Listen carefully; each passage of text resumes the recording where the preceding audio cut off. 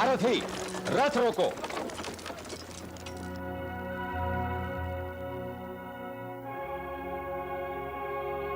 ठहरो।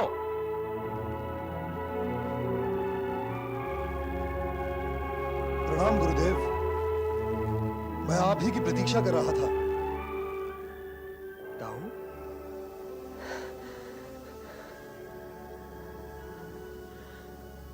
प्रणाम दाऊ।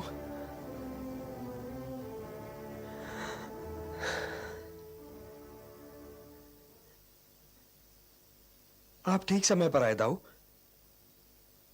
आपके दोनों शिष्यों में गदा युद्ध होने जा रहा है। देवर्षि नारद से यही तो सुनकर मैं सीधा यहां चला आ रहा हूं, क्योंकि ये मेरे दोनों ही शिष्य गदा युद्ध की नीति में निपुण हैं। धृतराष्ट्र पुत्र होने के नाते आपके चरण स्पर्श करने का सम्मान पहले मुझे मिलना चाहिए गुरुवर। अवश्य। तुम तो यूं भी मेरे चहित शिष्य हो, किंतु मैं तुम्हें विजय का आशीर्वाद नहीं दूंगा कुमार। मैंने आज तक इस युद्ध में विजय श्री के आशीर्वाद का कवच पहना ही नहीं गुरुदेव, परंतु आज का युद्ध तो विशेष है और मैं ये युद्ध विजय श्री के आशीर्वाद के बिना ही जीतना चाहता हूं। परंतु गुरुदेव,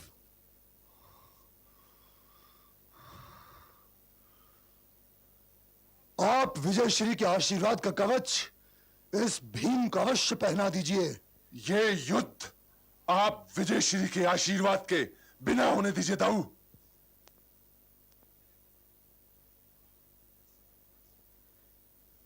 गदा युद्ध आरंभ हो।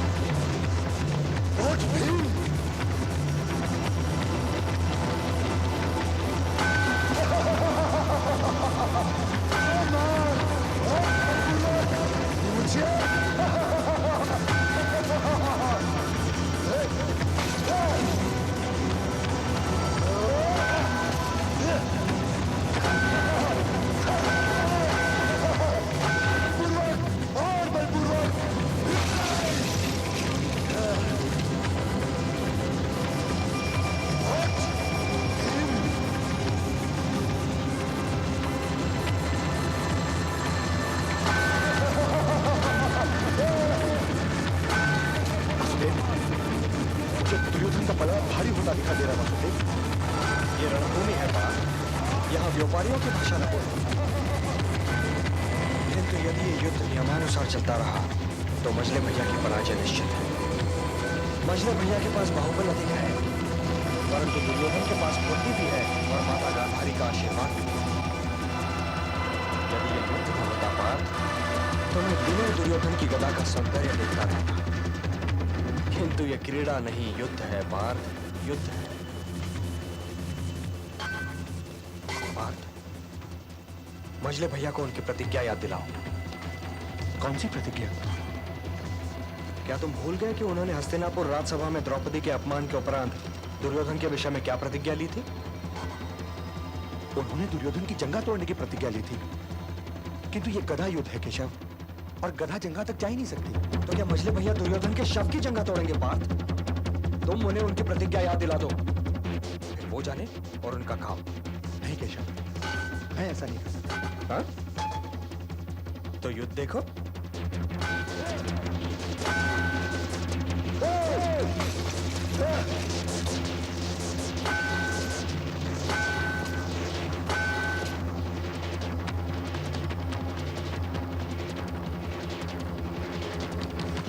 मजले भैया अहो, मजले भैया अहो अहो।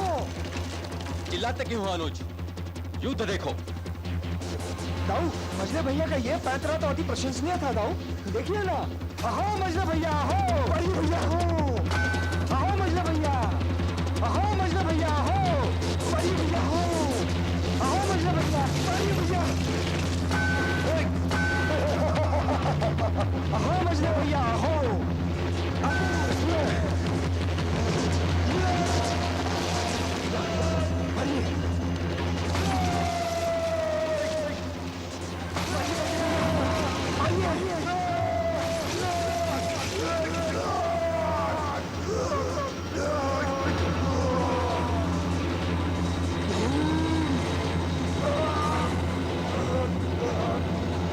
तुमने मुझे छल से मारा भीम।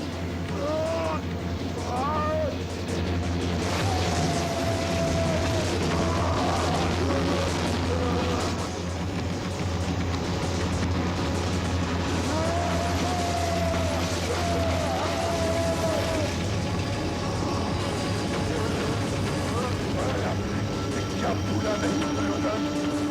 जब बड़ी जंगा है ना, जिस पर तू द्रौपदी को बिठाना चाहता था। नहीं भीम, नहीं, नहीं।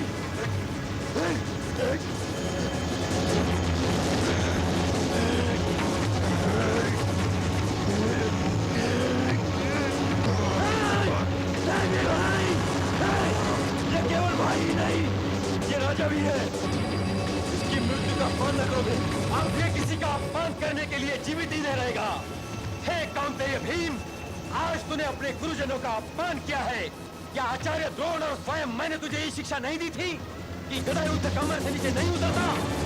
ये पीड़ा से तड़पता हुआ दुर्योधन नहीं, ये तेरे गुरु की मर्यादा घायल पड़ी है, जिसे केवल तेरे काय रक्त का स्नेह लेख ही ठीक कर सकता हूँ। हट जाओ कृष्ण, आज मैं इस काय को जीवित नहीं छोड़ूंगा। अरे मेरी बात सुन लीजिए दाऊ, फिर आप जो आज्ञा देंगे मैं उसका पालन करूंगा। क्या कहोगे तुम? और तुम कह भी कह सकते हो। आपका क्रोध सिर आंखों पर दाऊ, फिर भी यदि आप ये आज्ञा देंगे तो मछली भैया स्वयं अपना सिर काट कर आपके चरणों में अर्पित कर देंगे। किंतु पहले मैं जानता था कि तुम कोई न कोई किंतु अवश्य बीच में लाओगे। तुम ये भी जानते हो कृष्ण कि अब तुम इसके बचाव में कुछ भी नहीं कह सकते। यदि कुछ न कह सकता दाऊ तो आपके बीच में आता ही क्यों? मैं ये नहीं कहता कि मजले भैया ने दुर्योधन की जंगा तोड़कर किसी मर्यादा का उल्लंघन नहीं किया है, अवश्य किया है। किंतु आप ये भी तो सोचिए कि यह दुर्योधन कितनी मर्यादाओं का उल्लंघन कर चुका है। पांडवों के साथ तो इसने कपट के अतिरिक्त और कुछ किया ही नहीं दाऊ। लाक्षागृह में आग इसी ने लगवाई, द्यूत क्रीड़ा में गंधार नरेश शकुनी के पासों ने कपट किया, ये आप जानते हैं। भरत कुलवधु द्रौपदी बालों से पकड़कर भरी राजसभा में घसीट कर लाई गई, ये भी आप जानते हैं। और इस सभ्य योद्धा ने जंगा खोलकर उसे उस पर बैठने के लिए आमंत्रित किया था, क्या ये नहीं जानते आप? किंतु दाऊ, आपने कभी दुर्योधन को तो नहीं टोका? क्या मर्यादाएं भी पक्षपात करती हैं दाऊ? कि यदि दुर्योधन किसी मर्यादा का उल्लंघन करे तो वो ठीक, और यदि मजले भैया भीम से किसी मर्यादा का उल्लंघन हो जाए तो उनके लिए मृत्यु दंड। ये तो कोई न्याय नहीं हुआ दाऊ। टूटना ही था इस जंघा को, क्योंकि मजले भैया प्रतिज्ञाबद्ध थे। मुझे ये बताइए दाऊ कि यदि मजले भैया के स्थान पर आप रहे होते तो आप क्या करते? हे दाऊ, ये न भूलिए कि जब अर्जुन और दुर्योधन दोनों इस धर्म युद्ध का निमंत्रण लेकर आपके पास आए थे तो आपने समय की इस चुनौती को स्वीकार नहीं किया था। आप तीर्थ यात्रा पर निकल गए थे दाऊ, तीर्थ यात्रा पर। जब धर्म और अधर्म के बीच युद्ध होने जा रहा हो तब केवल एक तीर्थ स्थान रह जाता है दाऊ, केवल एक तीर्थ स्थान, रणभूमि। जिस युद्ध से आप भाग गए थे दाऊ, उसके अंतिम क्षणों में आकर उस पर अपना प्रभाव डालने का प्रयत्न न कीजिए। वैसे आप दाऊ हैं, यदि फिर भी आप भीम का वध करना चाहते हैं तो ये लीजिए, मैं हट जाता हूं बीच से। मैं फिर भी तुमसे सहमत नहीं कृष्ण। मैं सदैव इस बात पर लज्जित रहूंगा कि स्वयं मेरी बुआ का यह पुत्र मेरा शिष्य भी है, और मैं सदैव इस बात पर गर्व करूंगा कि मैं दुर्योधन का गुरु हूं।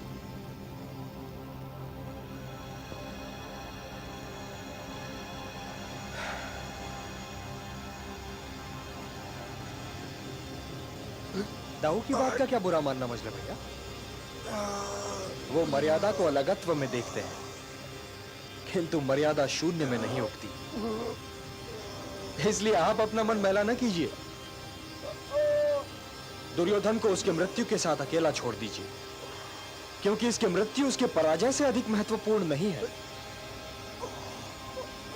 यह धर्म की विजय और अधर्म की पराजय का दिन है। सूर्यास्त भी सामने ही है, और विजय की पहली रात तो कौरव शिविर में ही बितानी चाहिए ना मजले भैया। चलिए। प्रण पूरा कर भीम ने जंघा डाली तो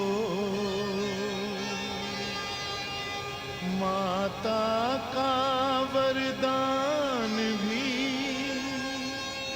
गया दुष्ट को छोड़।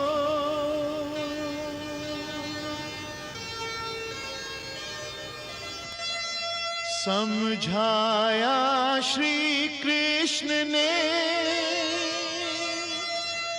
क्रुद्ध न हो बलराम, ये तो है फल पाप का, यही न्याय का काम।